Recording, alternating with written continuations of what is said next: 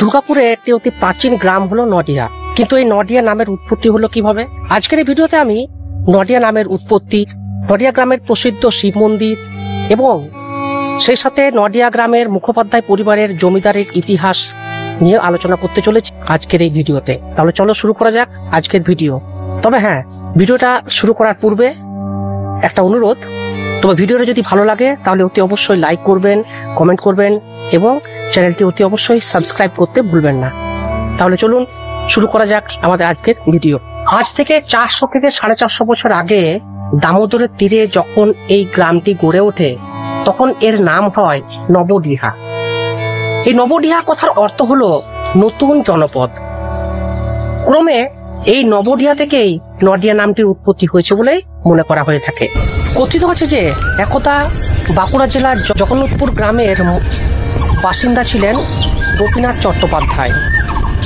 গোপীনাথ চট্টোপাধ্যায় মহাশয় সেই জগন্নাথপুরের এক মণ্ডল পরিবারের সাথে বনিবনা না হওয়ার কারণে বা বিবাদের কারণে তিনি সেই জগন্নাথপুর থেকে চলে আসেন সপরিবারে দামোদরের তীরের গ্রাম নডিহাতে। নডিহায় এসে তিনি সেখানে বসবাস শুরু করেন। আজ যেখানে নডিহা বিএড কলেজটা বর্তমান, তারই পাশে তিনি বসবাস শুরু করেন। গোপীনাথ চট্টোপাধ্যায় মহাশয় নডিহা গ্রামে বসবাস শুরু করার পর বর্ধমানের মহারাজা তিলকচাঁদ মেহতাবের কাছ থেকে জমিদারি কিনে তিনি জমিদার হন, আর এই জমিদারির নাম দেন গোপীনাথপুর জমিদারি। উত্তরে অজয় থেকে দক্ষিণে দামোদর নদ এবং পূর্বে আউসগ্রাম থেকে পশ্চিমে ধান্ডাবাগ, অমরাই, আরতি, ইছাপুর পর্যন্ত ব্যাপ্তি ছিল এই গোপীনাথপুর জমিদারির। তবে সেই সময় এই অঞ্চলটি যেহেতু বন্যা প্রবণ ছিল এবং দামোদরের বন্যায় বারবার ঘরবাড়ি ক্ষতিগ্রস্ত হতো, তাই জমিদারি লাভ করার পর তিনি নডিহা গ্রাম ছেড়ে সব পরিবারে চলে যান গোপীনাথপুর, যার বর্তমানের নাম সগরভাঙ্গা। উল্লেখ্য যে গোপীনাথ চট্টোপাধ্যায় নডিহায় বসবাসকালে প্রতিষ্ঠিত হয় নডিহার অতি প্রসিদ্ধ শিব মন্দিরটি।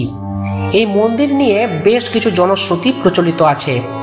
জনশ্রুতি আছে যে আনন্দপুরের মণ্ডল পরিবারের কোনো একজন চাষের জন্য লাঙ্গল দেবার সময় মাটির তলায় থাকা একটি পাথরে লাঙ্গলের ফাল আঘাত করে।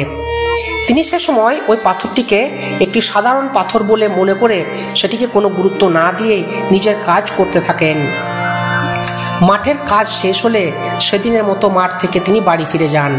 কিন্তু রাতে ভুবনেশ্বর বাবা শিবের স্বপ্নাদেশ পেলে তিনি পরের দিন সেখানে গিয়ে মাটি সরালে একটি পাথরের শিবলিঙ্গ দেখতে পান। এরপর তিনি সেখানে ওই পাথরের শিবলিঙ্গটি প্রতিষ্ঠা করেন। পরবর্তীকালে গ্রামবাসীদের ইচ্ছায় এবং জমিদার গোপীনাথ চট্টোপাধ্যায়ের সহায়তায় সেখানে মন্দির নির্মিত হয় বলেই মনে করা হয়ে থাকে।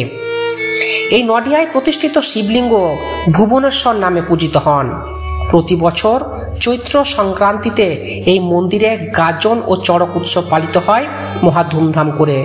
বহু লোকের সমাগম হয় এই উৎসব উপলক্ষে।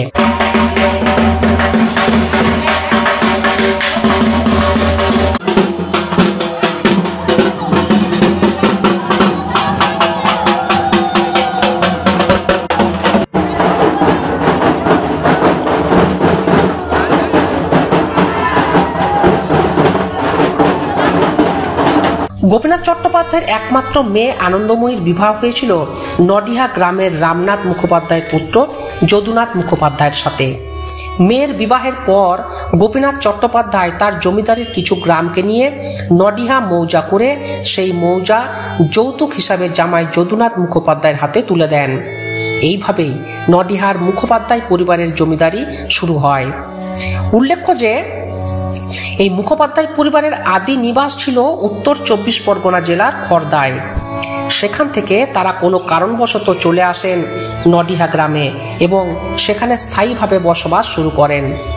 এই মুখোপাধ্যায় পরিবারের জমিদার ছিলেন তারকনাথ মুখোপাধ্যায়। তারকনাথ মুখোপাধ্যায়ের 8 ছেলে 1905 থেকে 1938 সালের মধ্যে নডিহাতে 8টি বাড়ি একসঙ্গে যৌথভাবে গড়ে তোলেন, যা 8 বাড়ি নামে পরিচিত। এই তারকনাথ মুখোপাধ্যায়ের 8 ছেলের নাম অগরনাথ, তিলোচন, রাধিকা প্রসাদ, সুরেশচন্দ্র, অবিনাশ, দয়াময়, শরৎচন্দ্র ও হেমচন্দ্র। তবে নডিহা মুখোপাধ্যায় পরিবারের দুর্গা মন্দির সংলগ্ন যে বাড়িটি রয়েছে সেটি তাদের আদি বাড়ি। এখানে তারকনাথ বাবুর 8 ছেলের মানুষ হন। উল্লেখ্য যে শিল্পনগরী দুর্গাপুরের নাম সারা দেশের পাশাপাশি আজ সারা বিশ্বের মানুষের কাছে পরিচিত। কিন্তু দুর্গাপুর নামের সৃষ্টির সাথে যে অঞ্চলটির নাম জড়িয়ে আছে সেই নডিয়া গ্রামের নাম আজ দুর্গাপুরবাসীর কাছে অজানা হয়ে আপন গরিমা নিয়ে বিরাজমান রয়েছে। তো এই ছিল আমার আজকের ভিডিও, দুর্গাপুরের নডিয়া গ্রামের অতীত কথা।